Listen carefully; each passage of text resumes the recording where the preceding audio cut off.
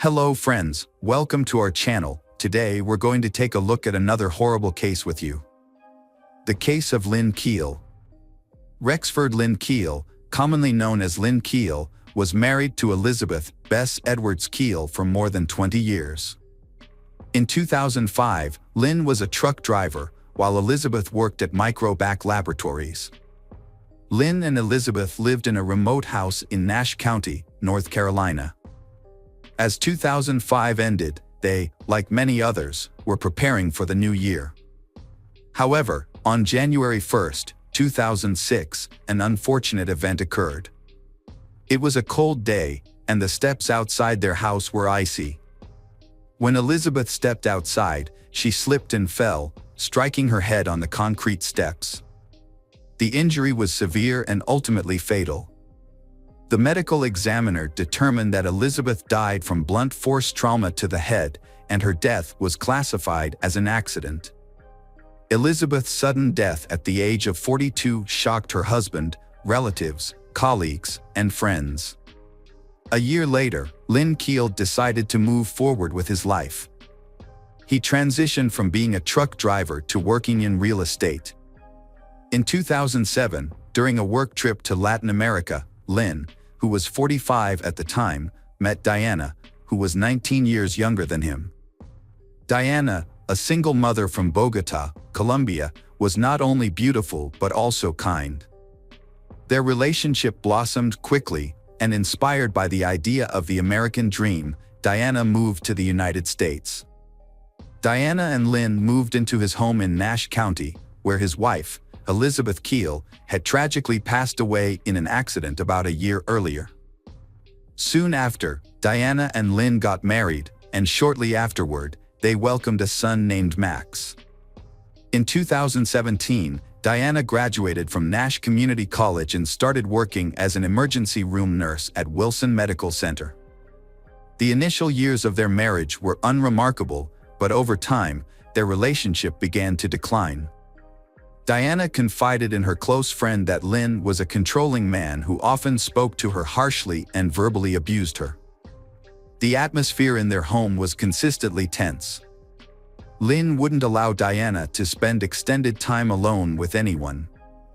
Although she started considering divorce, she felt scared of her husband due to his threats. He used their baby as a means of manipulation, warning her that if she left, he would deport her and she would never see her son again. Diana endured this situation for the sake of her children, but she knew that she also has the limits. In 2019, Diana's daughter from her previous marriage, Laura, was 18 years old. She had graduated from Southern Nash High School and was starting her freshman year at the University of North Carolina at Wilmington. Meanwhile, 10-year-old Max was living with his parents. Diana worked as a nurse at Wilson Medical Center, where she was well loved and respected by both her patients and colleagues. On March 7, 2019, Diana's mother, Esperanza Prada, who lived in Colombia, received an unexpected message from Diana that said, "Mom, I love you very much." Esperanza was aware that Diana was unhappy in her marriage and wanted to get a divorce, but she also knew that Diana was afraid of her husband. 3 days later, Laura, Diana's daughter, raised the alarm. On March 10th, she sent out a tweet asking for help to locate her mother. The tweet read, "This is unbelievable. You always see this happen to others and never think it could happen to you. My mom is missing. If you have any information, please let me know and retweet this to help spread the word. Thank you." On the same day, Laura contacted the medical center where her mother worked, but none of Diana's colleagues had seen or heard from her in the last 2 days. An employee at the medical center requested a welfare check on Diana after not hearing from her for days. She told that Diana was supposed to work that night and usually arrive 30 minutes early. She normally responded quickly to texts, but this time she hadn't replied. The nurse noted that this was unusual behavior for Diana, which led her to contact the sheriff's office for a welfare check. Diana was a devoted mother who communicated with her family every day, actively engaged on social media, but now her messages were unread and her FaceTime calls went unanswered. When a police officer arrived at the Keel family's home, Lynn was there. It was surprising that his wife's disappearance was reported to the police by her co-workers instead of by him.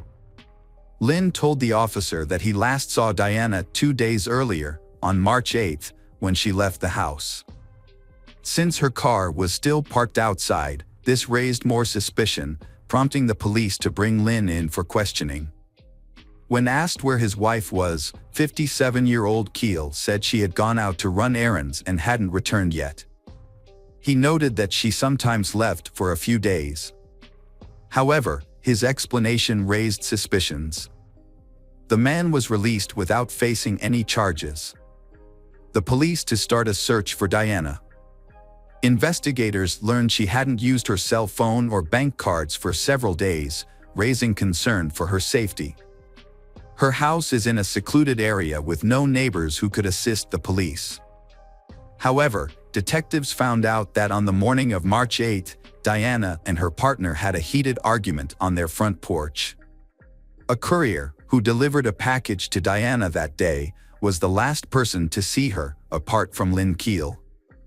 After interviewing Diana's co-workers, the police learned that she was experiencing problems with her husband. They believed she would never abandon her son or run away. Her main concern about getting a divorce was the fear of losing custody of her 10-year-old son.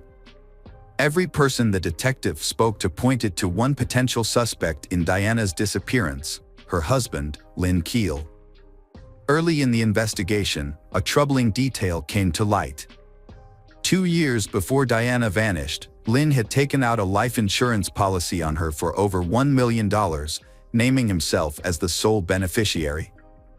Furthermore, in 2008, sheriff's deputies were called to their home due to a domestic disturbance, but no further action was taken at that time. Just 2 days after the investigation began, the police received a disturbing call.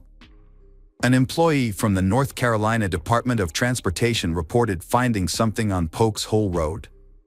Sadly, the man had discovered Diana's body, which seemed to have been there since the day she went missing. He found it while checking an illegal dumping site. Pokes Hole Road is a dead-end street that leads to farmland.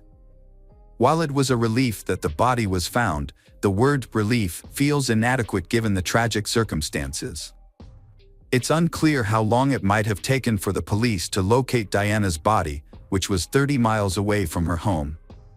Nash County Sheriff Keith Stone shared his sadness about the situation, stating, "Everyone who knew her spoke very well of her.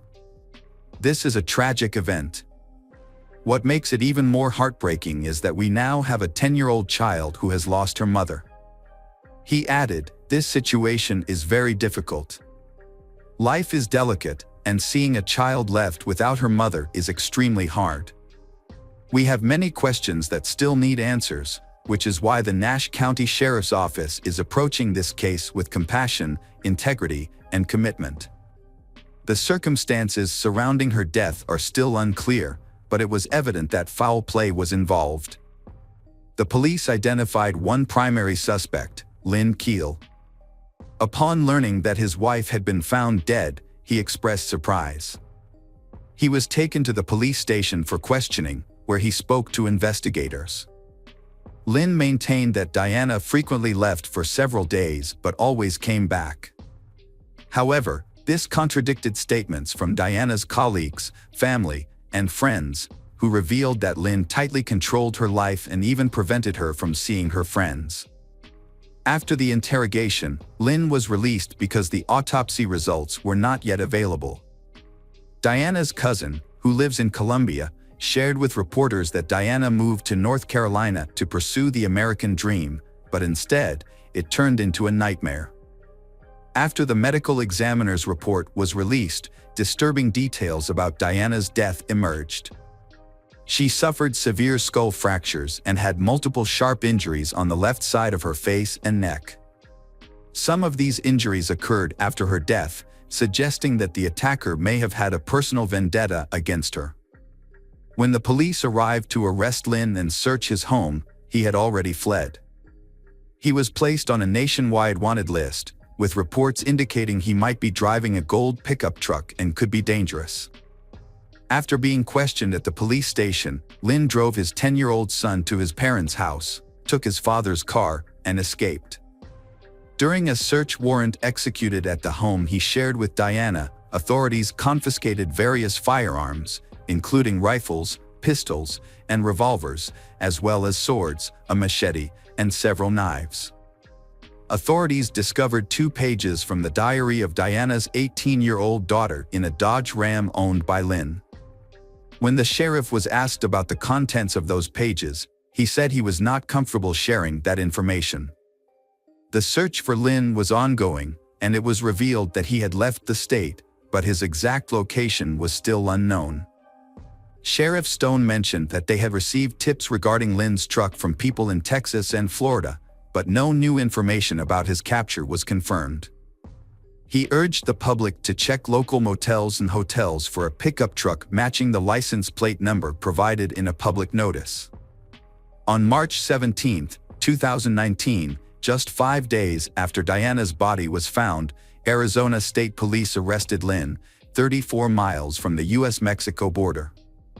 He had a large amount of cash and many canned goods, suggesting he intended to cross into Mexico. Following his arrest, he was airlifted to Nash County and faced charges related to his wife Diana's death. Forensic investigators discovered significant evidence that Diana's attack occurred in the bedroom. The prosecutor stated that after taking Diana to a secluded spot, Lynn went to a nearby Walmart and purchased cleaning supplies in an attempt to erase any traces of the crime. In October 2021, Rexford Lynn Keel, 59, pleaded no contest to charges against him in order to avoid a lengthy trial. A no contest plea is similar to a guilty plea, meaning that the defendant accepts responsibility for the charges. Lynn admitted to second-degree murder and first-degree kidnapping.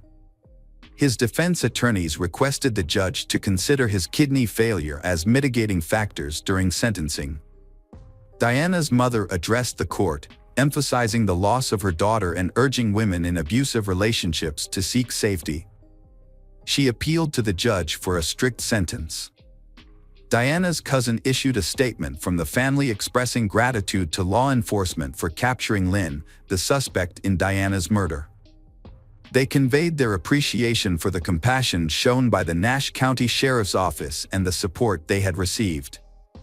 The cousin described Diana as an amazing mother, daughter, sister, and friend, noting that her love for her children was boundless and that she brought joy to everyone with her laughter and kindness. They asked everyone to remember Diana and her children with positive thoughts and thanked everyone for their support. Lynn did not share his reasons for committing the crime. It's possible he discovered that Diana was meeting with a lawyer to start divorce proceedings. Additionally, there is the matter of the insurance policy worth over $1 million. Under a plea agreement, Lynn was sentenced to 32 to 41 years in prison. Moreover, police are investigating the death of Lynn's first wife, Elizabeth. There are lingering questions about whether her death was truly an accident. Her family has expressed ongoing concerns and sadness regarding her death. In their statement, they noted their sorrow that another life has been lost and that they have always questioned the circumstances surrounding Elizabeth's passing. Stone, a law enforcement official, stated, "We are going to pursue all leads concerning this matter, and we will review the initial incident reports." He added that discussions with the district attorney's office are necessary. Elizabeth is buried in a family plot in Spring Hope. Stone is collaborating with a pathologist and reviewing the evidence, indicating that exhuming Elizabeth's body is a strong possibility. Dr. John Butts, who served as North Carolina's chief medical examiner for 24 years, explained that exhuming a body is typically done when there are unresolved questions that could be clarified by re-examining the remains. He shared that there have been instances where deaths initially ruled as accidents turned out to be homicides. For example, someone who falls to their death may later be found to have been pushed. The examination results would remain the same, but the context surrounding the incident would shift significantly. Despite this, Dr. Butts noted that there has been no new information regarding Elizabeth's death in the past 2 years. This suggests that authorities may not have found grounds to reopen the investigation or exhume the body at this time, but there could be further developments in the case in the future. Hi everyone, thanks for returning. Let's unravel another perplexing mystery. The case of Amanda Blackburn. Amanda Grace Byers Blackburn was born on July 31, 1987, in Muskegon, Michigan. She began her education in Indianapolis, Indiana, but her family moved to Elkhart in 1995. In Elkhart, Amanda graduated from Elkhart Christian Academy in 2006. She then continued her education and graduated with an associate degree from Pensacola Christian College in Florida in 2008. Amanda grew up in a family with strong religious beliefs. Her father was the lead pastor at the First Baptist Church in Elkhart, Indiana. From a young age, she was taught about Christianity and the importance of God's Word. Amanda was well-versed in the church's religious traditions, sermons, and psalms, and she always respected these values. While many other young people were eager to experience adult life, attend parties, and fall in love, Amanda had a love for Jesus and a desire to serve Him. God also loved Amanda because He created her as an angel, a blonde, slim girl with a bright smile, kind and sincere. Not only is Amanda beautiful, but her soul and heart are also very pure. Her every action shows love for those around her. When she was a teenager, Amanda vowed to remain pure and not kiss any man until marriage. She always kept that promise. However, her heart was deeply moved when she met her true and only love, Davy Blackburn, a boy from Tuscaloosa, Alabama. He studied religion at Southern Wesleyan University and came from a Christian family with strong faith. Davy and Amanda first met on a blind date at a concert by the Christian band Hawk Nelson, organized by Amanda's sister and Davy's best friend. At that time, they were studying at different universities, but every vacation, they spent time together.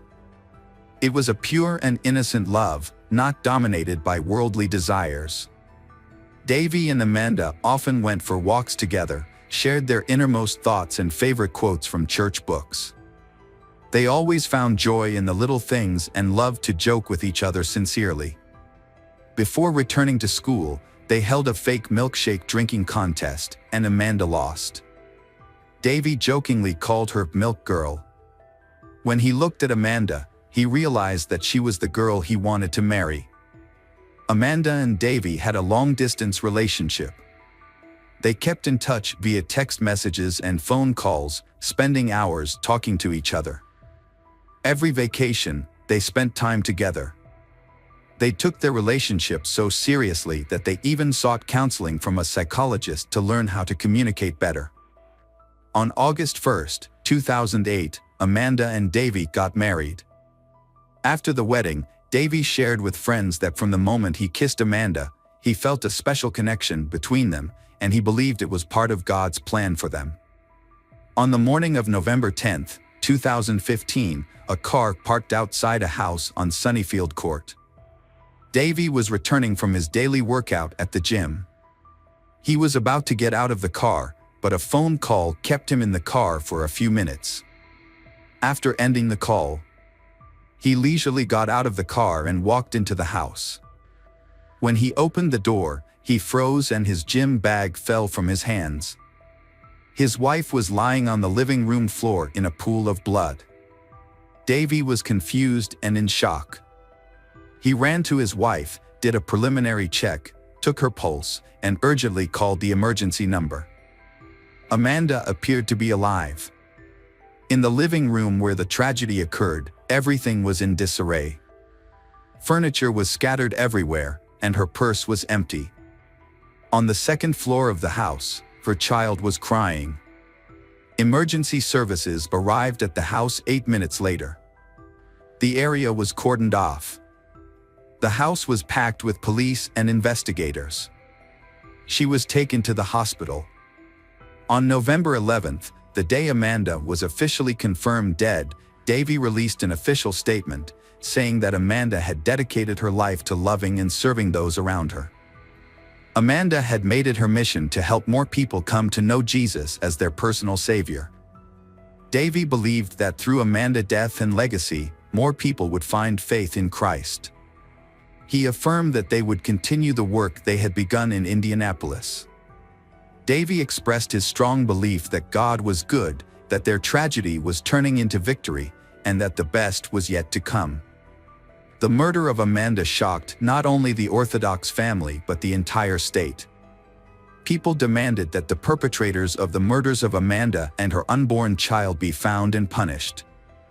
In his first interview, Davy described how he found his wife, Amanda, severely injured and unconscious on the living room floor.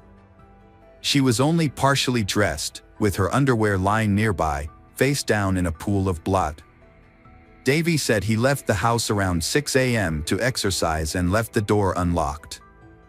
"I always do that, I leave without locking the door," he told investigators. It is unclear whether the criminals would have stopped if Davy had locked the door. However, locking the door would have made it more difficult for them to enter, giving Amanda more time to call for help. Unfortunately, that did not happen, and Amanda was shot 3 times, including once in the head. In the days following the incident, police had not arrested the perpetrator. They quickly ruled out the possibility that Davy, Amanda's husband, was involved in the horrific attack. The police have taken a statement from Scott Floyd, an Indianapolis Fire Department paramedic. Scott was the first to arrive at the scene after Davy called 911. When he arrived, he found Davy standing at the end of the driveway with blood on his hands. Scott noted that Davy appeared calm and did not seem to understand what had happened to Amanda. Davy told Scott that Amanda was lying on the floor and that he could not wake her up. Davy said that he got home from the gym at 7:30 a.m. and called his friend Kenneth Wagner while he was in the driveway. He ended the call and entered the house at 8:10 a.m., where he found Amanda lying face down on the floor. Thinking that Amanda was sick or unconscious, he called 911 at 8:22 a.m., 12 minutes after discovering her. That is a long time in an emergency. Davy repeatedly stated he thought there was a problem with the pregnancy, suspecting Amanda had become dizzy and fallen. However, it was suspicious that after 12 minutes, he did not notice a brain mass about 5 feet from her body. Emergency room physician Scott Floyd determined that Amanda's head had clotted, suggesting that the shooting may have occurred several hours before she was taken to the hospital. However, this information was not officially released. When questioned, Davy said that after calling 911, he contacted his father. Defense attorneys did not question Davy further. Authorities verified Davy's account through surveillance cameras at the gym and ruled him out as a suspect. An autopsy performed on November 12 showed that Amanda had been shot 3 times, once in the back of the head, once in the left arm, and once through the upper back. She also had several scratches on her left cheek, a laceration to her lip, and a missing lower tooth. These injuries suggested that a struggle may have occurred between Amanda and her attacker. The investigation was extensive, including reviewing security cameras from nearby streets and interviewing neighbors and family acquaintances. One neighbor reported hearing gunshots about 35 minutes after Davy left the house. Reginald Townsell, another neighbor, commented that their neighborhood did not typically experience shootings and that the Blackburns did not deserve this. The community was shocked by the incident, as they considered the Blackburns to be good and likable people. Based on Amanda's injuries and the loss of her bank cards and MacBook bag, police initially thought it might have been a robbery. After the murder of Amanda, on the morning of November 10, 2015, the police received multiple emergency calls reporting a series of break-ins near Blackburn's home, which occurred at approximately 5:20 a.m. One victim, a woman, woke up to find her mobile phone, laptop, wallet, keys, and car missing. The sliding glass door to her flat was open. 3 hours later, another woman reported a burglary at her home on Sunnyfield Court. The break-in happened when the burglars smashed the glass door of her porch to gain entry. According to the police report, several valuables were taken, including 4 televisions, a MacBook Pro, a Tiffany pearl necklace, a pink women's sweater, a remote control, a bag of oranges, and bedding. Indianapolis Police Lieutenant Richard stated they were investigating the connection between the murder and other burglaries that occurred in the area that morning. To maintain the confidentiality of the investigation, the police are not releasing many details. However, after collecting images of the suspects from one of the homes that were broken into, they released the images and asked for the public's help in identifying and providing information. Davey is confident in the police's efforts to catch the perpetrators of his wife's murder. Investigators said they have been given unprecedented powers of investigation. They hope promising leads will soon help identify the perpetrators. The main clues used to track down the suspects were a stolen pink sweater, cell phone records, and ATM receipts. Receipts and a sweater were found in a stolen Chrysler Sebring used in the robbery. On November 11th, police impounded a vehicle near Blackburn's home. The receipts in the car had a debit card number that matched Amanda's stolen card. After obtaining a search warrant, investigators viewed ATM camera video, which showed the driver wearing a stolen pink beanie to cover his face. Police identified the suspects through 3 primary methods: DNA testing, surveillance cameras, and witness statements. DNA testing from a sweater confirmed Jalen Watson as one of the suspects. The identification of Jalen was a critical first step in the investigation, according to the report. Police obtained cell phone records for Jalen and his friend, Diana Gordon. Jalen's records were available because he had been paroled after a previous burglary conviction. These records showed that their phones were in the area where the crimes occurred. Additionally, phone records indicated that Diana and Jalen were near the Chase Bank on the day of the murder, where Amanda's debit card was used. To complete the investigation, police reviewed surveillance footage in the area and identified Larry Taylor's phone number, which led to his address. Taylor was the final link in the case. In the following days, a gun was reported found near the Blackburn family home. According to police, a man gave the gun to the Broad Ripple Fire Department, claiming to have found it outside Amanda's home. The gun was later analyzed by forensic experts. After 2 weeks of investigation and working with detectives, police charged Larry Taylor, 18, and Jalen Watson, 21, with the murder of Amanda. A third burglary suspect, Diana Gordon, 24, was arrested for violating her parole but was not charged with a felony because she did not enter the Blackburn home. During questioning, Larry admitted to shooting the victim twice because she jumped on him and he was afraid of being scratched. After the victim fell, Larry shot her again in the back of the head and watched as she bled to death. The crime occurred when the 3 criminals broke into the Blackburn family home to rob money. They took advantage of the fact that Davey had left the door unlocked before going to exercise. Once inside, they prevented Amanda from approaching by threatening her with a gun, and Larry even fired at her. Jalen and Diana, witnessing the tense situation with Amanda, decided to leave. They had obtained bank cards from a previous robbery and went to an ATM to withdraw money. Initially, they failed to withdraw $500 from one machine, but then succeeded in withdrawing $1,400 from another. This was when the security camera captured their images. They then drove back to the Blackburn house to pick up Larry. During their absence, a fight broke out in the house. Amanda woke up after being beaten and fought back against her attacker, who was assaulting another woman. Larry then placed the stolen credit cards in the car of an accomplice, who used the cards at an ATM at the time of the incident. Upon their return, Larry admitted to shooting Amanda. According to court records, Larry, Jalen, and Diana committed 3 burglaries on November 10th, with the Blackburn home being the 3rd target. In the first incident, they entered a home while the homeowner was sleeping and stole a laptop, a wallet, and a car. Despite discovering security cameras, they left without difficulty. In the second incident, they broke in through a porch window and stole 4 televisions, a laptop, jewelry, a bag of oranges, and a pink sweater. The sweater later helped police identify the group. The report outlines the evidence police gathered against the suspects, based on court documents. The most crucial piece of evidence was Jalen's DNA on the pink sweater, used in the second burglary and later to cover his face when he tried to withdraw cash using Amanda's bank card. Jalen and Diana cooperated with the investigation in exchange for reduced sentences. Larry waived his right to remain silent and admitted to being near the scene of the burglary but claimed he was too confused to remember specifics. The district attorney filed formal charges.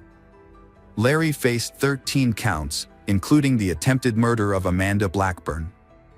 Jalen was charged with a felony. Both Larry and Jalen faced multiple counts of burglary and robbery. Diana, in custody for a parole violation, was also charged with burglary. A fourth person who knew about the robberies and burglaries but did not participate was interviewed and released. The Indianapolis Police Department's Violent Crimes Unit, along with the gang unit and the FBI, worked to arrest Larry. Police Chief Rick Height praised the cooperation that led to the suspect's arrest. Detectives worked tirelessly to investigate homicides in the city. With the assistance of Assistant U.S. Attorney Josh Minkler and District Attorney Terry Curry, justice was served. Because the victim was pregnant, prosecutors considered additional charges related to the fetus. Though the victim's underwear was removed and her shirt was pulled up, there was no evidence to support a rape charge. Larry's first trial in December 2021 was dismissed after a juror leaked information to other jurors. The trial was rescheduled for October 2022 with a more rigorous jury selection process. Over 100 jury candidates filled out a 16-page questionnaire for attorneys to evaluate their ability to render fair verdicts. Larry was sentenced to 86 years in the Indiana State Correctional Institution for the murder of Amanda and related burglary charges. Co-defendants Diana and Jalen pleaded guilty, testified against Larry, and received sentences of 20 to 35 years. Jalen and Larry are currently incarcerated in the Marion County Jail. Under Indiana law, penalties for murder range from 45 to 60 years, with the possibility of life imprisonment or the death penalty in some cases. Prosecutors have requested that Larry be given an additional 20 years in prison because Amanda was pregnant at the time of her murder. Davey, the victim's husband and a pastor, expressed relief that the perpetrator was caught and could no longer harm others. The case has shocked many, including state leaders. Amanda's funeral was held at a Catholic church with more than 2,000 people in attendance, including Governor Mike Pence. The local church has set up a fundraising page to help with Amanda's funeral and medical expenses. Davey expressed hope that the justice system will wisely deal with those who have caused great pain to his family. Surprisingly, he has repeatedly said he forgives his wife's killers. Davey told the press, "I felt relieved when I heard about the arrest. Although I wanted to hate, feel anger, and despair, I chose the path of forgiveness, tolerance, and hope." Amanda's case has attracted widespread attention, being reported in many media outlets both domestically and internationally. After his wife's death, Davey transformed from the role of a grieving husband to a popular blogger. He created a series of podcasts and videos called Nothing Wasted, discussing his experience. Davey appeared regularly on television, talking about his wife's death and the pain he had gone through. However, his behavior was not typical of a grieving person. The tragedy seemed to bring Davey both fame and fortune. The fact that he received insurance money after his wife's death has raised questions about whether forgetting to lock the door on November 10, 2015, was really an accident. On March 2, 2016, Davy bought a spacious new home with 5 bedrooms, 4 bathrooms, and a pool. He also sold the house where his late wife Amanda was murdered. Despite his recent loss, Davy was quite optimistic. In July 2016, he posted a photo of his new home on his blog with the caption, "I'm excited to have a pool party at my new home." Today, Davy is remarried and happily so. He shared, "Everything makes sense. I feel blessed. When I focus on Jesus and look at his wonderful face, everything mundane becomes small in the light of his glory and goodness." Welcome back, detectives. Let's dive into another horrible case. The case of Karina Vetrano. On Tuesday, August 2, 2016, Karina Vetrano met her father, Philip, after work. They had planned to spend time together as family gatherings had become increasingly rare due to everyone's busy schedules.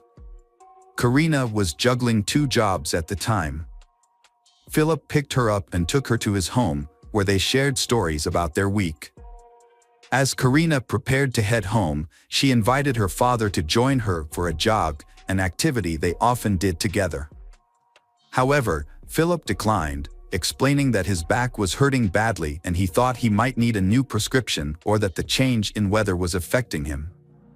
He offered to call a cab for her instead. Karina turned down the offer because she was focused on training for an upcoming marathon and thought jogging would be helpful. Unbeknownst to her parents, this would be the last time they saw their daughter. At 5:45 p.m., she left her father's house to go for a jog. Starting at Spring Creek Park, a peaceful oasis surrounded by greenery in the heart of the city. Large parts of the park are inaccessible due to dense bush and swamps, so Karina's father, Philip, advised her to run her usual route to avoid strangers and unexplored paths. However, Karina's desire for solitude led her to disregard her father's advice. She wandered into a deserted, grassy area. Karina's tranquil moment was short-lived. A severe pain struck the back of her head, and she collapsed. This careless decision proved fatal for she. 2 hours had passed since they bid farewell to their youngest daughter, and she was nowhere to be found. The Philip household became enveloped in anxiety and uncertainty. She should have returned home by now or at least responded to her parents' calls, as she had promised to carry her cell phone with her. Karina's father sensed something was wrong and decided to seek help from his neighbor, who happened to be the chief of the New York City Police Department. Since they had a good relationship, the chief knew Philip wouldn't contact him without a valid concern. After that, Karina was reported missing, and police launched a search for her, focusing on the park area and surrounding streets. Experienced K-9 units were brought in to aid in the search. It's well known that the first 24 hours after someone vanishes are the most critical and revealing. To maximize the chances of finding the missing person, law enforcement utilized every resource available. Meanwhile, Philip, along with a group of volunteers, conducted his own search for his daughter. He thoroughly scoured the park, making phone calls as he searched. As dusk fell, Philip spotted something in the grass and walked towards it. As he approached, he recognized Karina's phone and hoped she might have just misplaced it. However, as he cautiously made his way through the thicket towards the police officers, he stumbled upon something in the grass. He then stumbled upon the partially undressed body of a female corpse lying face down. Philip turned the body over and was met with a devastating sight. It was the face of his daughter, Karina. A heart-wrenching scream burst from Philip's chest as he realized the unthinkable. It turned out his daughter Karina hadn't lost her phone as he initially thought. The truth was far more devastating. Karina had lost her life. The police rushed to his side as he let out a desperate cry. They gently pulled him away from Karina's body, explaining that the area was now a crime scene and everything needed to be protected as evidence. The silence of the car ride home was oppressive, punctuated only by Mr. Philip's tormented thoughts. He was consumed by the daunting task of breaking the news to his wife about their daughter's tragic passing. Memories of Karina's life flooded his mind. He remembered the day she was born, July 12, 1986, in Queens. From a young age, Philip had been incredibly proud of his second daughter, Karina. She was a model child, obedient, well-mannered, and diligent in her studies. One of his fondest memories was taking the little girl go to school for her first day. Karina's academic prowess had led her to earn a master's degree in speech pathology from St. John's University, a testament to her hard work and determination. Karina always wanted to help children, particularly those with autism. Additionally, she was a talented individual with a variety of interests, including traveling and writing. She was also an avid sports enthusiast, with a special fondness for running. Her and her father's similar passion for running brought them closer together. Philip remembered how he had protected her from those who were courting her, not wanting anyone to hurt her. He hoped that one day she would find true love and build a strong family like his own, giving him and his wife wonderful grandkids. As Mr. Philip approached his home, he felt the weight of his emotions. Taking a deep breath, he mustered the strength to put on a brave face. He knew his family needed him to be strong. His wife met him at the door and saw the pain in his face. She didn't need him to say a word, she immediately understood what was wrong. She rushed to his side, embracing him as she burst into tears. Karina's loved ones were understandably shocked and distraught when they learned about her sudden death. It was difficult for them to accept the brutal nature of the attack. The investigation revealed that Karina had put up a fierce struggle. Her clenched fists were proof that she had resisted her attacker until the very end. Injuries such as bruises and abrasions were found on her body, and her athletic clothes were torn. The autopsy revealed that Karina's death was ultimately caused by asphyxiation. However, her skull had also suffered blunt force trauma, likely from being hit with a stone. A visible mark on her neck further confirmed the violent nature of the attack. The forensic examination supported the police's initial suspicions, indicating that the crime was both deeply personal and extremely brutal. Further evidence of the struggle was found under Karina's fingernails. Dirt and grass were found embedded under her nails, indicating she attempted to pull away from her attacker. Specialists also examined her mouth, discovering that several of her teeth were cracked and knocked out, indicating that she had bitten down in self-defense. Karina's neck showed multiple scratches, evidence of the intense struggle she went through. Her attacker's grip had been unrelenting, prompting Karina to grab at her attacker with all her might in an attempt to force them to let go.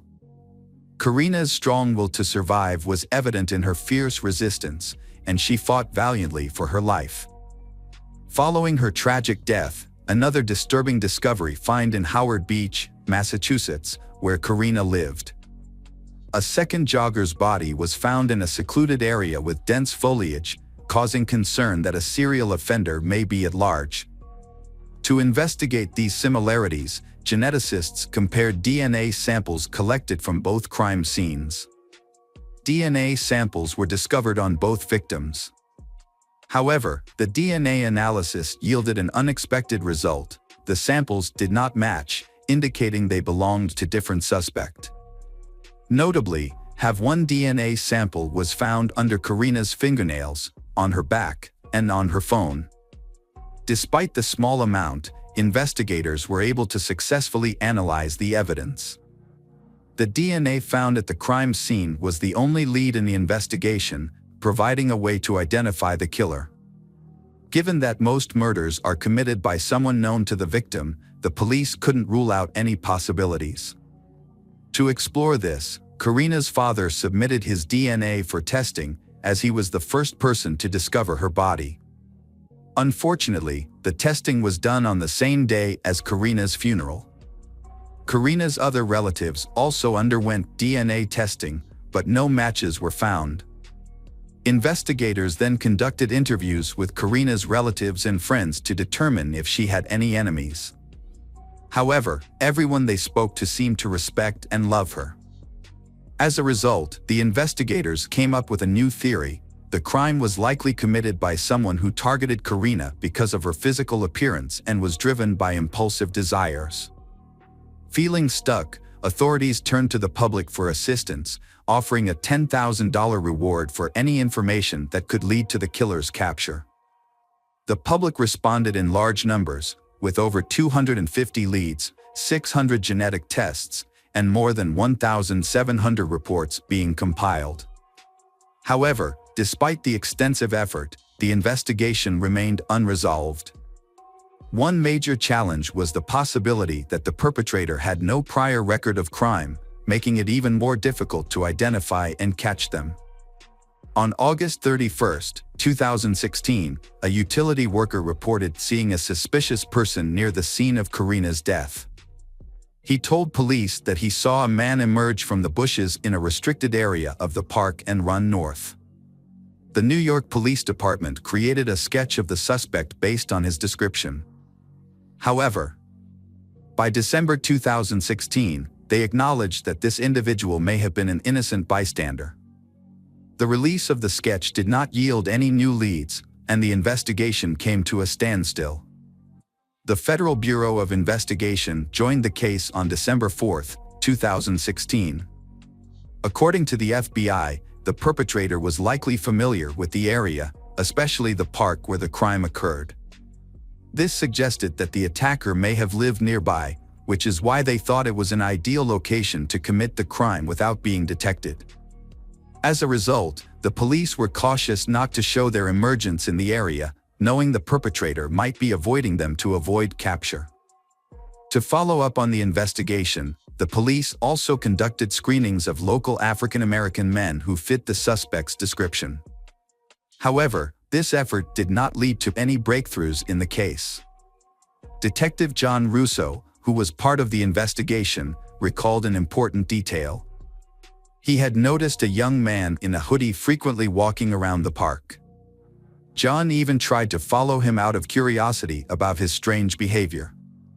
The young man moved slowly and paused for extended periods in front of houses near the park, as if he were looking for targets to rob. However, then John lost track of him. 2 months later, a store owner reported seeing a person who looked similar. This made John rethink his earlier observations. He re-examined the file of a teenager matching the description, whose name was Chanel Lewis. Detectives became interested in Chanel because of his strange behavior. They started asking questions to his friends and teachers to gather more information. It was discovered that Chanel had shown interest in harming the girls, which made investigators more suspicious of him. No other leads, officers decided to focus on Chanel.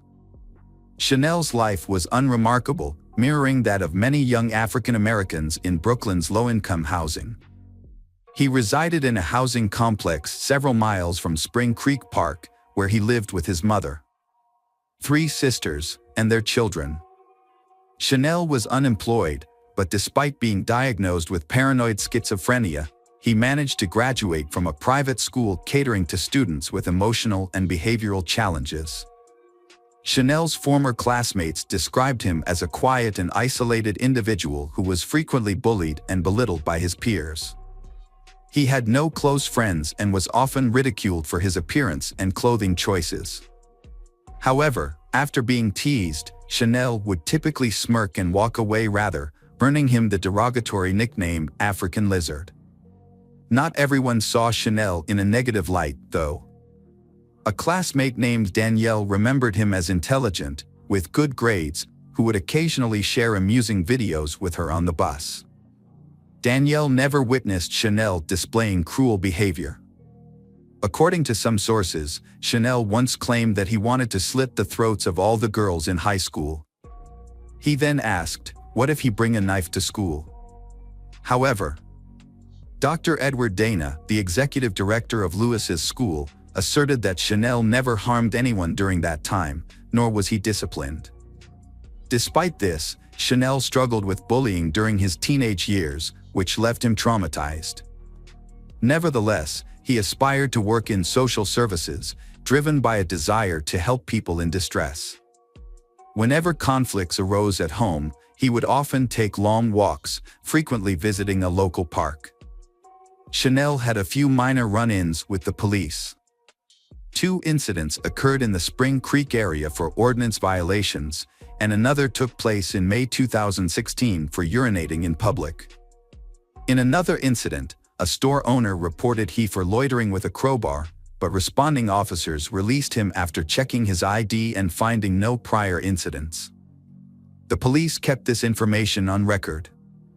It was later discovered that during the time of Karina's death, Chanel was not at home. After an argument with his family, he had gone to the park. Upon his return, his appearance was disheveled, with torn clothing and visible bruises and abrasions. Chanel's mother inquired about what had happened, and he claimed he had been attacked. His account matched the timeline with a witness's description of a man fleeing the park. Additionally, on August 3, 2016, Chanel's father, a former school principal, took him to the hospital for treatment of severe wounds, most of which were cuts, and he also had an injured hand. The investigators reviewed the medical records from that day and found the story plausible. On February 4, 2017, Chanel was brought to the police station and voluntarily provided his DNA for analysis. Would a perpetrator willingly do this? Detectives wondered. The interrogation began on the morning of February 5.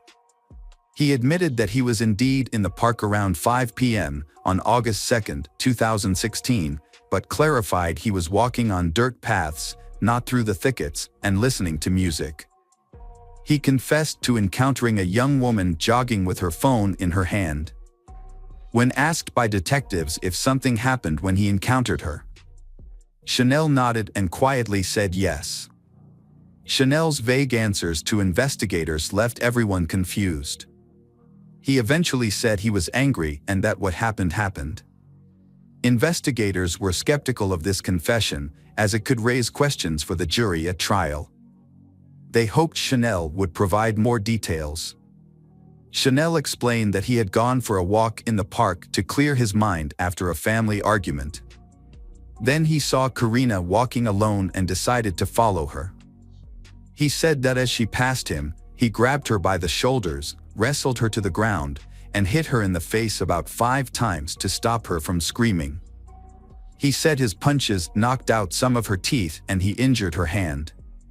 Chanel noted that the struggle lasted about 5 minutes, during which she fought back violently, scratching and biting his. Chanel dragged her off the path into tall grass, where he tried to undress and assault her. Despite her shock, she continued to resist until Chanel strangled her. Then he realizing only afterward that she was no longer alive. When asked if he had known the victim before, he replied he did not know her before this. It all happened by chance. The motive for his actions was even more surprising. He revealed that loud music from a neighborhood gang member had triggered his anger and uncontrollable aggression. Negative emotions were directed at the unfortunate woman, which seemed like a strange reason for the act. Investigators were no longer confused after obtaining DNA results that matched exactly. Microscopic traces found on Karina's body and phone belonged to Chanel. With this evidence, the police and prosecutor concluded that the case was ready for court. However, the motive still seemed unclear. It's possible that Chanel had seen Karina before, since he often visited the park and may have noticed her with her father. He might have developed an interest in her and tried to approach her, but after being rejected, he became angry and attacked her, resulted in a tragic incident. This explanation would make more sense. The trial against Chanel Lewis began on November 5, 2018. Despite his previous statements to the authorities, he pleaded not guilty, a claim supported by his family, who denied his involvement in the crime. The prosecution charged Chanel with murder and sexual assault, with potential penalties ranging from 25 years or life in prison. The debate about Chanel's guilt played out not only in the courtroom but also in the media. Chanel's defense team questioned whether the police followed proper procedures during his arrest, along with various news outlets alleging racial bias and discrimination. However, the judge dismissed these claims as unfounded, stating that the investigation followed legal procedures. The prosecution provided solid evidence and DNA analysis results. In contrast, the defense argued that the evidence was inadequate and compromised due to the high number of people present at the crime scene, including the victim's father, who found her body. Forensic biologist Linda Rosano noted that the likelihood of the DNA matching someone other than Chanel was 1 in 6 trillion. The prosecutor also presented his phone records, which showed internet searches related to second chances and forgiveness in Catholicism, raising the question of what sin Chanel was trying to make amends for. Additionally, the release of Chanel's confession video led to more controversy because his lawyer asserted that he confessed under great pressure from the police. They alleged that police may have fabricated evidence by starting the recording only after Chanel was coerced and that the search of his home did not follow proper procedures. The defense argued that the investigation into Karina Vetrano's death was mishandled at the start. As public pressure for the suspect's arrest grew, Chanel Lewis became the scapegoat. The jury took the defense's argument seriously but still had difficulty reaching a verdict. This led the judge to declare a mistrial on November 21, 2018. A retrial was initially set for January 22, 2019, but was later rescheduled for March. After 5 hours of reconsideration, Chanel Lewis was found guilty of Karina Vetrano's murder and sentenced to life without parole on July 23, 2019. Hello again, true crime fans. We've got another mysterious case to explore. The case of Cody Johnson. Cody Johnson was born on April 8, 1989, in San Jose, California. He grew up with his mother, Cher Johnson, with whom he had a very close relationship. In 2002, they moved to Kalispell, in northwestern Montana, a small resort town located in the Flathead Valley, between the lake of the same name and Glacier National Park. Cody spent much of his childhood exploring the natural beauty, taking long road trips with friends, and developing a passion for cars. According to friends and family, Cody was down-to-earth, approachable, charismatic, and altruistic. He was always willing to help people when he knew them well. Cody turned his childhood passion for cars into a thriving business. He first started modifying and upgrading cars for racing as a teenager, and later expanded it into a commercial car business. Today, Cody is a custom commercial car builder. He also worked at Nomad Communications with his uncle and a few friends who were also passionate about cars. Cody's life was almost perfect, except for someone to share it with. Cody was looking for a life partner. He had talked to friends about his desire to marry a church girl, and on Halloween 2011, he met Jordan, the woman who would change his life. Jordan Lynn Graham, born in August 1991, has lived in Kalispell with her family since she was a child. She grew up in a religious family and attended First Baptist Church, where she babysat and worked with families. Her life was rooted in faith, and her friends were all churchgoers.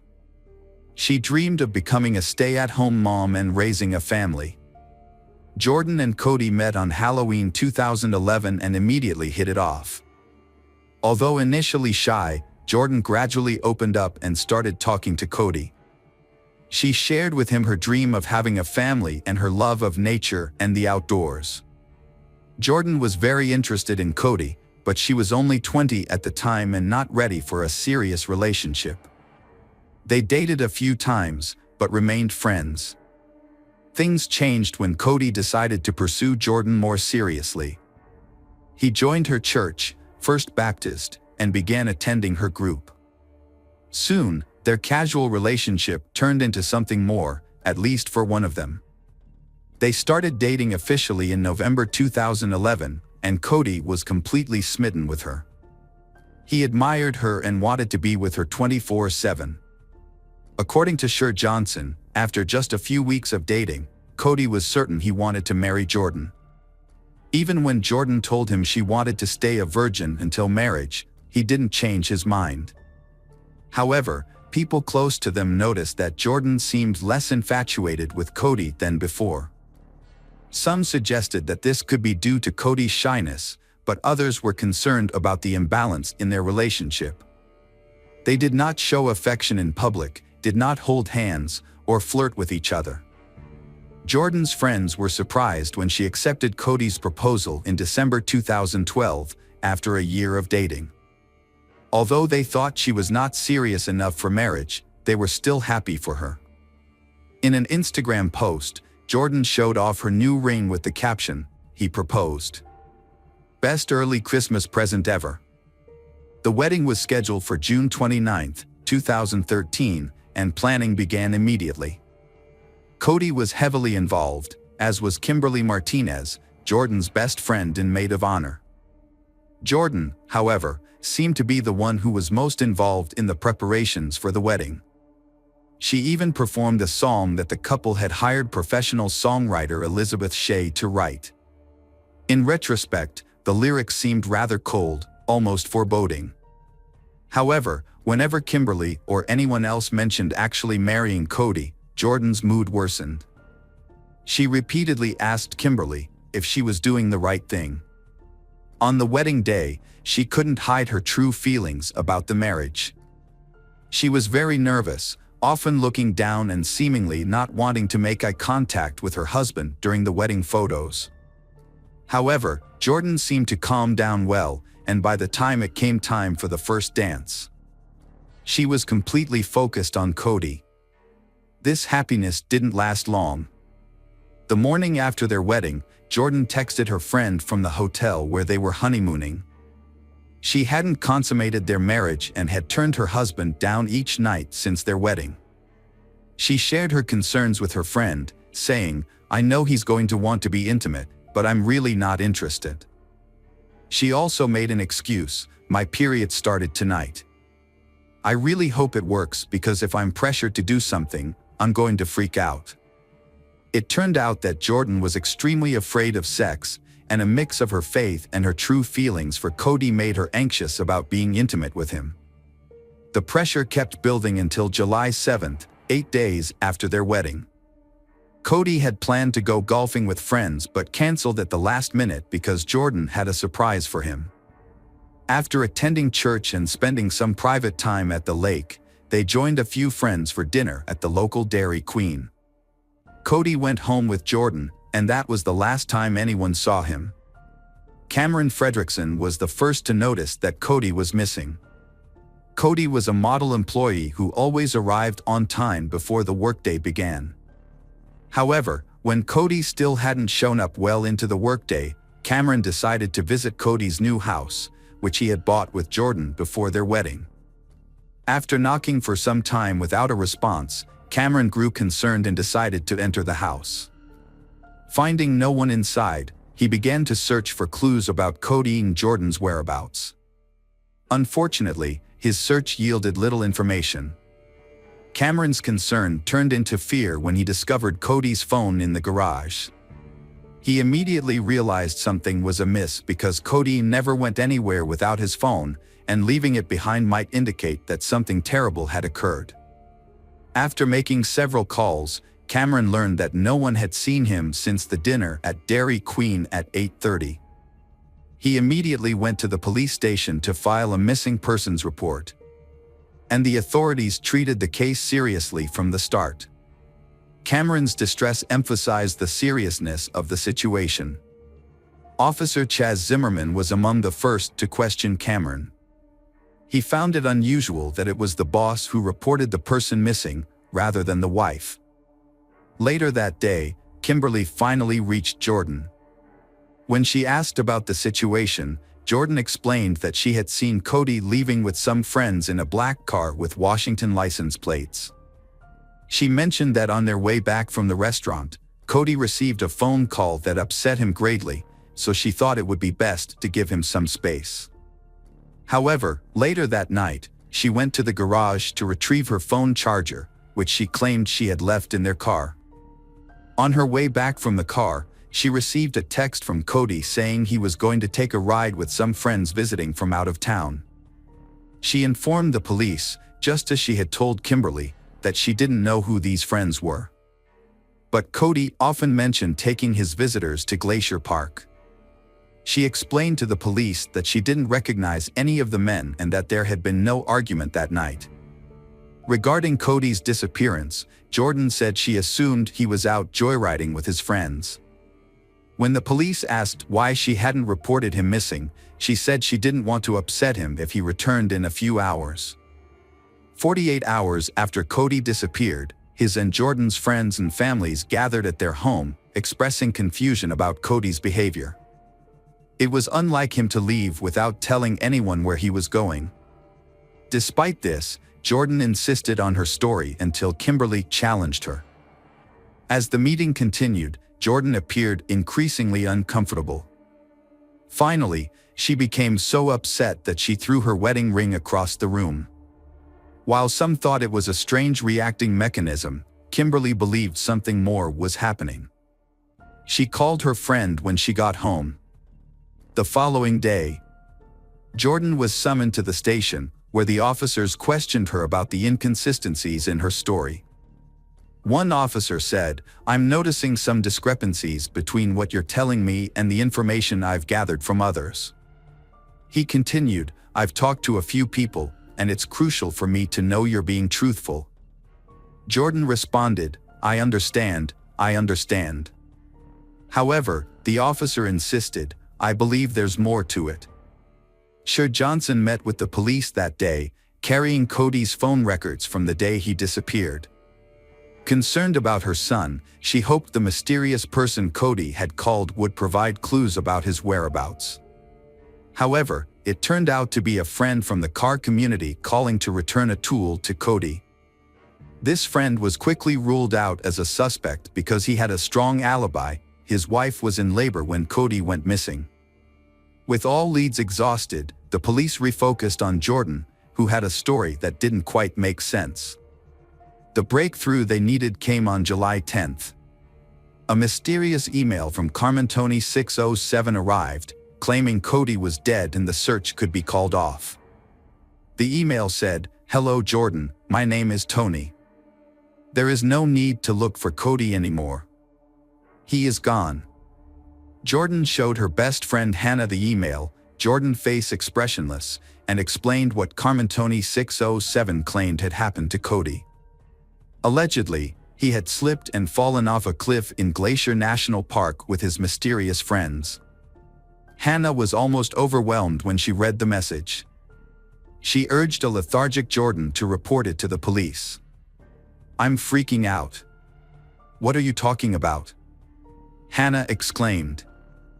"I read the email, and it says Cody's gone." "Jordan, any reaction?" Jordan wasn't crying at all. "She just showed me the email, and I started shaking. I insisted she go to the police, and eventually, she did. But I was hurrying her, urging her to go instead of just standing there looking at me." Instead of settling the police investigation, the email only increased their paranoia. It seemed suspiciously convenient that an anonymous email would provide the information they desperately needed and suggest ending the search. Detective Corey Clark was most disturbed not by the details of the message but by Jordan's lack of emotion. She seemed unaffected by a message that essentially confirmed her husband's death. After reading the email, for looking for Cody, Jordan decided to visit Glacier National Park. She led a car with her foster brother Michael and her close friend Hannah to the Sun Road, a 30 m stretch of narrow winding path leading up to a treacherous mountain overlook. Throughout the trip, Hannah noted that Jordan seemed unusually cheerful. On the way, Jordan waved her hand out the window. They didn't find anything on the first day, but on the second day, Jordan unexpectedly discovered Cody's body. Among all the cliffs and roads, Jordan guided them to this specific one, insisting on her intuition despite many recommendations from Michael and Hannah. At the summit, they parked and began hiking the loop trail. This trail was notably steep and ascended to a 200-foot cliff that provided a view of a deep ravine. Jordan skillfully reached the top, maneuvering past sharp rocks to the cliff's very edge, overlooking the ravine. As she looked down, she tossed a rock and remarked, "I think he's down there." It took a particularly brave FBI agent tying himself to a tree and leaning over the edge, and the aid of several emergency services and a helicopter to confirm and extract the body at the bottom of the ravine. The body belonged to Cody Johnson, a newlywed car enthusiast, businessman, and pillar of the community. The question now was how Cody ended up there, and what did his wife, Jordan, and the mysterious Carmen Tony 607 have to do with it? Who were the mysterious out-of-town friends that were with Cody when he fell? These were the questions that hounded the Kalispell Police Department for days to come. According to the coroner's report, Cody's head and arms were the most severely damaged from the fall. Cody's family and friends were devastated by his death, while Hannah noticed that Jordan seemed relieved. Now that Cody's body had been found, the police would close the investigation.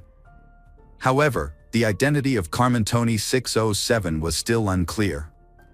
When asked about the message, Jordan introduced them to Tony Stalkup, a friend of Cody's who was a car enthusiast. Although Tony had not seen Cody in a long time, he was willing to let them access Cody's account. However, they could not find the necessary email address, and neither Jordan nor Cody's phone records provided much useful information. As a result, they were forced to contact Google to request the IP address of Carmen Tony 607's account. While waiting for more information, the police interviewed Cody's family and friends again. During this process, Kimberly eventually revealed to the police about Jordan's premarital mood swings. Jordan had repeatedly asked Kimberly if she should marry Cody. She also expressed her fears and concerns about having sex with him. Jordan regretted marrying Cody and wished she could end the marriage. Kimberly advised her to have a frank conversation with Cody about her feelings. She texted Kimberly that she was unhappy when she should have been, and was worried that speaking up would hurt Cody. 2 days before Cody went missing, she wrote that he had been aggressive and blunt with her. On July 7th, she planned to talk to him but was afraid of his reaction. After the conversation, she went to Kimberly's house and told him that things were not going well. Cody was very angry and agitated, so she decided to leave so he could calm down. She slept over at her step-parents' house that night. When the police learned of this, Jordan became the prime suspect, and the news from Google arrived at the same time. The Google results confirmed that the Carmen Tony 607 email address had been created on Jordan's stepfather's computer. A brief interview with Jordan's family members identified Jordan as the email's creator, but this was not enough to convict her. However, Cody and Jordan's cell phone records helped the police gather evidence. Cell towers indicated that they had been in Glacier National Park the night Cody went missing. Furthermore, surveillance cameras had also captured the couple entering Glacier National Park at 9:17 p.m., contradicting Jordan's claim that she was not with her husband that night. Now only Jordan knows the answer. When the police called Jordan in to present evidence, she broke down. She finally told the detective her testimony of what had happened. She said she confessed her feelings about the marriage to Cody, and they had a big fight. As a result, the two decided to travel to Glacier National Park and headed for the loop. She explained that she pushed Cody and he fell. She said she felt pressured and angry. Her story ended without a clear confession, but hinted at the blindfold incident. Jordan claimed that Cody's death was accidental and that she had not planned the attack. When asked about the plan, she replied that she had no intention of killing Cody. However, she admitted that in a situation full of strong emotions and anxiety, she took the action of pushing Cody off the cliff without any prior planning. Specifically, Jordan said that Cody turned his back to her, facing the cliff, and she approached him, using both hands to push him off the cliff. Jordan also admitted to creating a private account and sending messages. In an unexpected turn of events, Jordan was allowed to leave the police station without being charged. However, the police later arrested her at Cody's funeral on July 22. There was a rumor that Jordan killed Cody because she wanted to end her marriage. It was assumed that she did not want to back out because she did not want to lose face for herself and her family. If Cody died, she wouldn't have to go through the divorce process. Jordan's behavior at Cody's funeral raised further suspicions, and many began to wonder if Jordan really loved Cody. Jordan faced charges of second-degree murder and making false statements. After reviewing her case, the jury added a more serious charge of premeditated first-degree murder. Her trial commenced on December 9, 2013.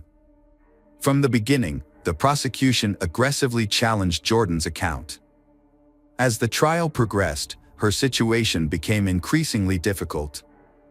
The prosecutors scrutinized her story, focusing on key issues such as why she had deceived Cody's friends and family about her involvement and apparent lack of remorse. Cody's family and loved ones provided portraying her as an unfeeling wife who killed her husband to end their marriage. Although her defense team claimed self-defense, the argument was not convincing. Instead, Jordan chose to accept a plea deal. Under the agreement, she pleaded guilty to second-degree murder in exchange for the prosecution dismissing the first-degree murder charge. As a result, she received a 30-year prison sentence with no possibility of parole. Before her sentencing, Jordan tried to take back her guilty plea after learning the prosecution would pursue a more serious charge of premeditated first-degree murder, which could result in a 50-year sentence. U.S. District Judge Donald Malloy then had to decide whether to accept her original plea or grant her a new trial. On December 13, 2013, Jordan Graham received a 30-year, 5-month prison sentence and a $16,917 fine. She will not be eligible for release until she is over 52 years old. Hello, crime enthusiasts, are you ready for another chilling investigation? The case of Sherry Papini. Keith Papini and Sherry first met in junior high when he was in 7th grade and she was in 8th grade. Their friendship quickly blossomed and they remained close throughout their teenage years. However, over time, they lost contact with each other and went separate ways. Sherry eventually moved on and married another man in 2006, but their marriage was short-lived, lasting only 2 years. After her divorce, Sherry found herself single once again. Unbeknownst to her, a chance encounter with Keith was on the horizon, and their reunion would rekindle the spark they had long ago. This unexpected reunion revealed the growth and maturity that time apart had brought them. They discovered how much they had missed each other and decided to give their relationship a second chance. As they started dating, their connection grew stronger with each passing day. Within a year of reuniting, Keith and Sherry realized they were meant to be together. In 2009, they got married and had 2 children and lived in Reading, California. To care for her children, Sherry left her job in telecommunications, and Keith continued working at Best Buy as a member of the Geek Squad. Keith and Sherry Papini had what seemed like the perfect life to those around them. However, their seemingly idyllic life took a drastic turn on November 2, 2016, when Keith returned home from work to find his wife, Sherry, missing. Normally, Sherry was at home when Keith arrived, but she was nowhere to be found this time. Keith initially thought Sherry might have gone for a walk, but as the minutes ticked by with no sign of her return, his concern grew. He decided to call their children's daycare center to see if Sherry had picked up the kids. To his surprise and concern, the school secretary told him that Sherry had not been there. Keith then decided to track Sherry's phone using the Find My iPhone app. The app showed that her phone was located at the end of their driveway. Keith immediately ran outside and began searching. To his dismay, he found Sherry's phone lying on the ground, along with her headphones. What's more, he discovered strands of hair tangled in the headphones. Distraught, Keith quickly contacted the Shasta County Sheriff's Office. The sheriff's office acted quickly and treated Sherry's disappearance as a serious matter from the very beginning, they bringing in the FBI to assist with the investigation. Keith is determined to find his wife and bring her home safely. To achieve this, he has asked for the public's assistance. Keith contacted the media to help spread the word about Sherry's disappearance, they sharing her story by covering every detail of her case. As a result, the public became deeply interested in Sherry's disappearance, largely due to her striking appearance and the seemingly ideal life she led. As the story gained media attention, the Shasta County Sheriff's Office started receiving numerous tips from the public. However, these information do not assist in finding Sherry. In their investigation, police examined Sherry's phone for clues. Upon reviewing the phone's contents, investigators found a heated text message exchange between Sherry and Keith from a few months earlier. This discovery raised suspicions about Keith's involvement in Sherry's disappearance. Despite these concerns, Keith cooperated with the police investigation and even volunteered to take a polygraph test to clear his name. The test results showed that Keith was telling the truth. Aside from the text message exchange between Keith and Sherry, investigators found several messages on Sherry's phone from men using fake female names. Further examination suggested that Sherry was preparing to leave Keith. On November 10, 2016, the police located one of these men and questioned him about Sherry's location. He reported meeting Sherry 5 years prior at a restaurant during a work event. Although he claimed to have no knowledge of her whereabouts, he did offer some insight into her marriage to Keith. He shared that she had confided in him about her fear of her husband, Keith, due to his violent behavior. He claimed Keith often confined Sherry to their home. The police opened an investigation into Keith's behavior to verify these allegations. However, after questioning friends and neighbors, they found no concrete evidence supporting Keith's portrayal as a violent person. Friends of the couple shared a different perspective. They described Sherry as attention-seeking and has a tendency to overreact. This new information led the police to consider that Sherry might have exaggerated or fabricated about being abused by her husband. On Thanksgiving morning, just days after Sherry went missing, police received a call for help at 4:32 a.m. The caller reported a woman on the side of I-5 who seemed to need assistance. Officers quickly are present to the scene and found a woman bound by chains and zip ties. Due to her disheveled state, it took a moment for them to identify the woman as Sherry. The officers were relieved to find Sherry alive. They carefully removed her chains and zip ties to ensure her safety. After her release, the officers took Sherry to the hospital for medical attention. It was at the hospital that the full extent of Sherry's ordeal became clear. She had multiple bruises, her hair had been cut short, and she had a burn mark on her arm. Additionally, she had a severe rash and had lost a significant amount of weight, dropping to just 87 pounds. Sherry was interviewed at Woodland Memorial Hospital while recovering, but she was too distraught to share any details without her husband present. Her husband, Keith, was allowed to stay with her during the interview. According to Sherry, she was jogging when a dark-colored SUV approached. The vehicle was driven by 2 women. The older woman, who had a gun, got out of the car and approached Sherry, while the younger woman stayed in the vehicle. Sherry stated she was forced into the SUV. Before getting in, Sherry left her phone, headphones, and some of her hair behind in the driveway. She intentionally left clues for Keith in case anything went wrong. During the journey in the SUV, Sherry said she drifted in and out of sleep, making it difficult to keep track of time. The women also covered Sherry's face, preventing her from seeing the direction or location she was being taken.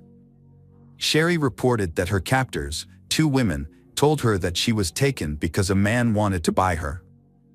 However, the women did not provide any information about the man's identity or his location.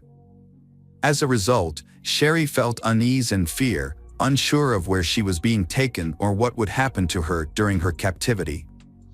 During her testimony, Sherry also claimed to have experienced physical abuse from one of the captors. She alleged that this woman physically hit her many times, causing various injuries.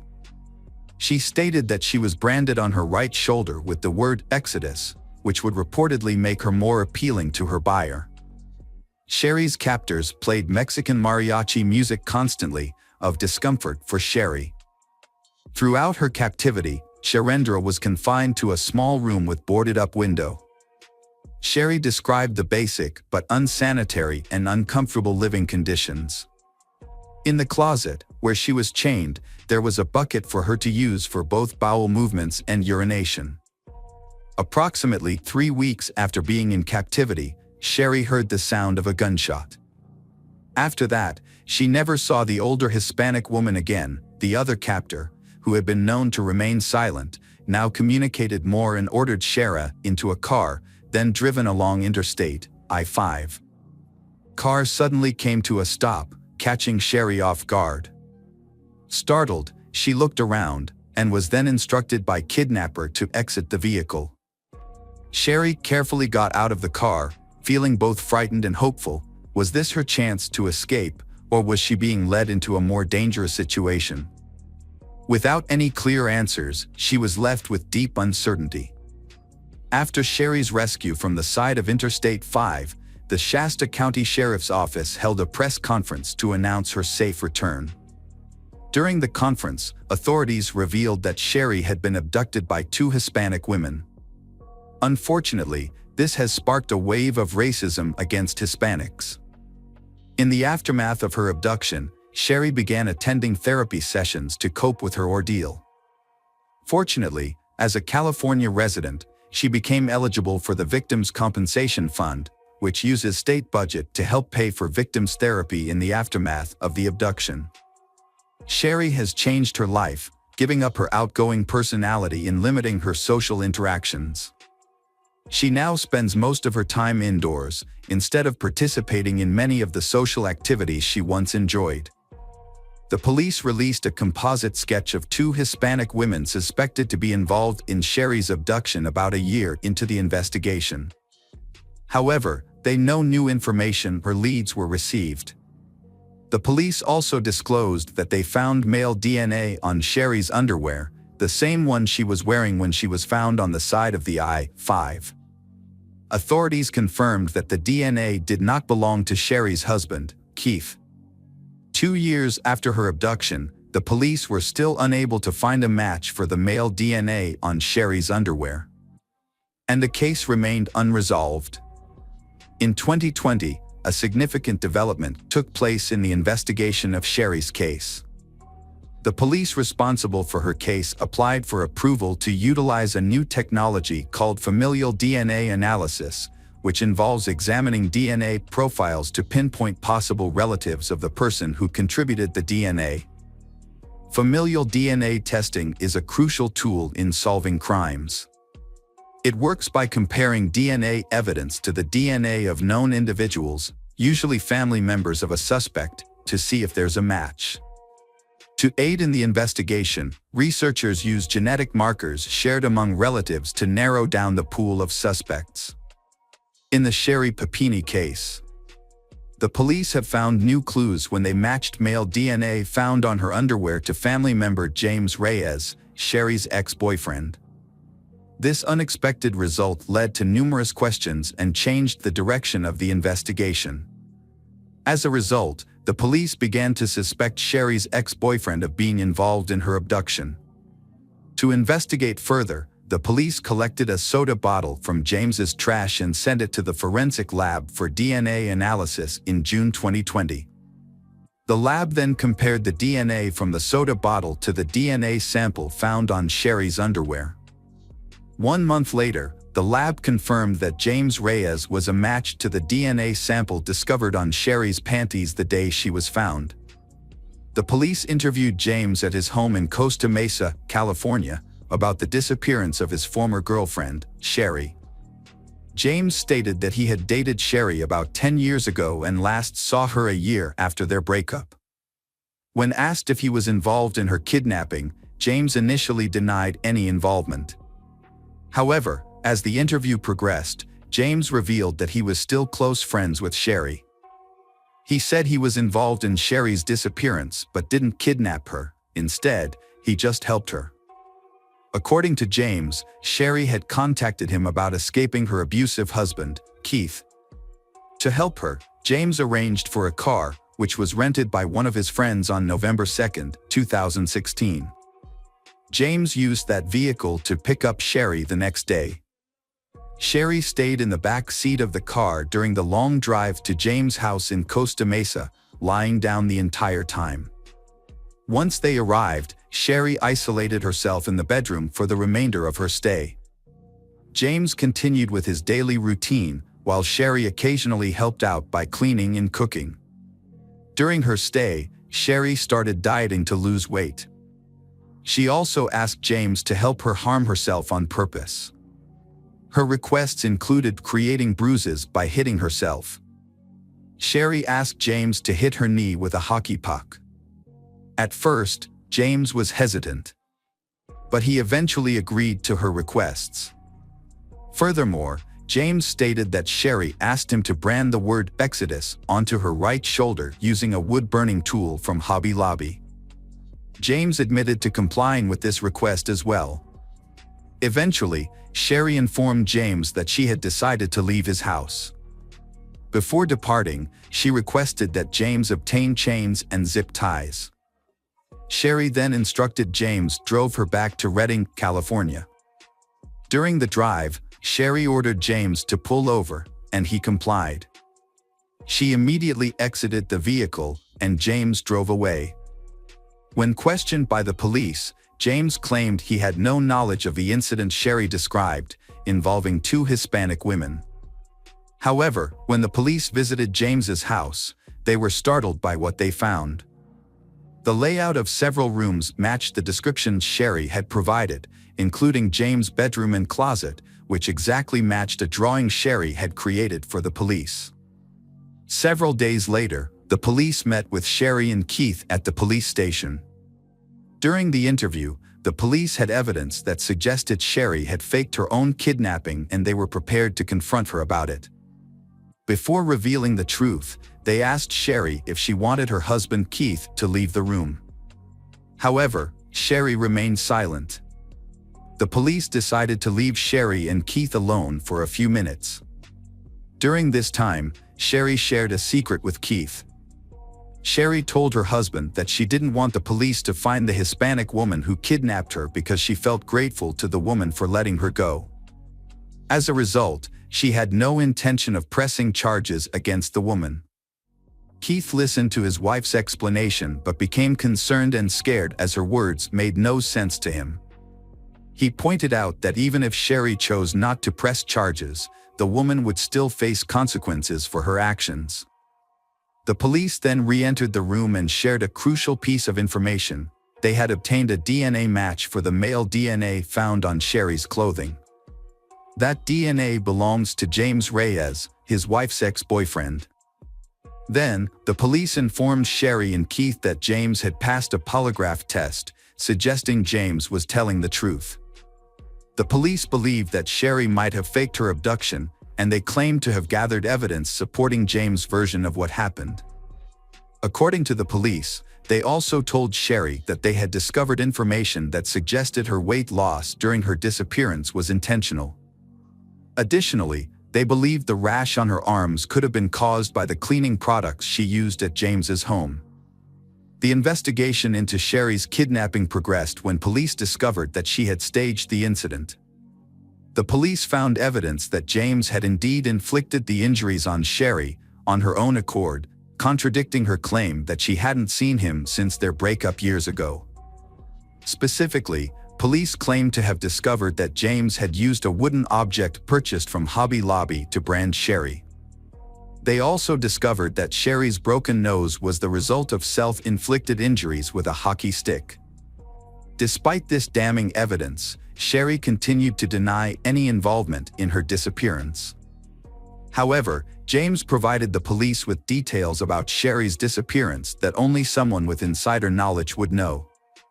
Consequently, on March 3, 2022, Sherry was arrested by the FBI for lying to federal agents and faking her own abduction. 6 weeks later, she agreed to plead guilty to these charges as part of a plea deal with federal prosecutors. In the subsequent sentencing, Sherry's defense team requested a lenient sentence of 1 month in prison and 7 months of home detention. However, the prosecution recommended a more severe 18-month sentence. Ultimately, the court sentenced Sherry to 18 months in prison and ordered her to pay a $300,000 fine in September 2022, accepting the prosecution's recommendation. During her sentencing, the judge described she as manipulative and dishonest.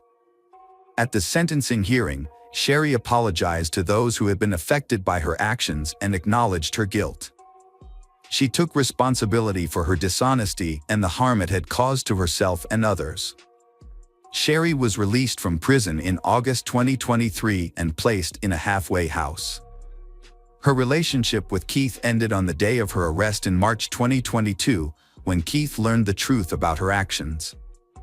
Shortly after Sherry's guilty plea, Keith filed for divorce and sought full custody of their children.